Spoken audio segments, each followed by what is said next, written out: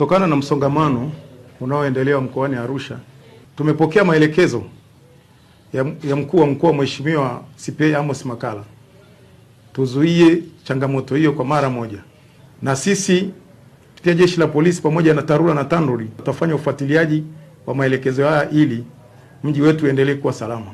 Mabasi yote yaliyoanzisha stendi nje ya stendi kuu, hasa barabara ya Canal Middleton toka Mianzini kuja stendi kuu, barabara ya Father Babu ile ambayo inaanzia Seliani kuelekea kule Kilombero, tumeagiza stendi zote hizo ziondolewe mara moja kuanzia sasa hivi ili kuruhusu magari yaweze kupita smoothly.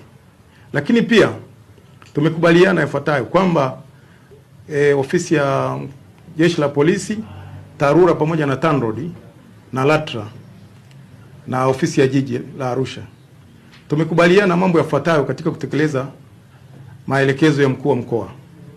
Magari yanayo parking sehemu mbili, yani sehemu ambazo zimeruhusiwa na ambazo hazijaruhusiwa, maeneo yote ambayo hazijaruhusiwa, zile parking zote ziondolewe na wenye magari watafute maeneo mazuri ya kuegesha magari yao.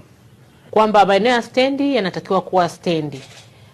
Mfano wa zile nyumba zinazotumika barabara ya Canal Middleton na barabara ya Father Babu, kwamba nyumba za watu binafsi zimegeuzwa kuwa stendi, sio utaratibu kisheria.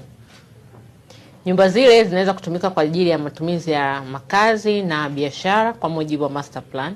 Hivyo na wasi wenye mabasi wapeleke mabasi yao stendi na wapeleke muda mfupi kama dakika 30 kabla ya safari zao kuanza. Kwa sasa serikali inajenga stendi kubwa kwa ajili ya mabasi makubwa na mabasi madogo pamoja na magari mengine katika eneo la Bondeni City, na inakaribia kuisha, muda si mrefu stendi ile itaanza kufanya kazi. Hivyo na wasi waendesha vyombo vya abiria, mabasi, daladala na vitu vingine kuzingatia maeneo maalum ya maegesho yaliyowekwa kwa sasa.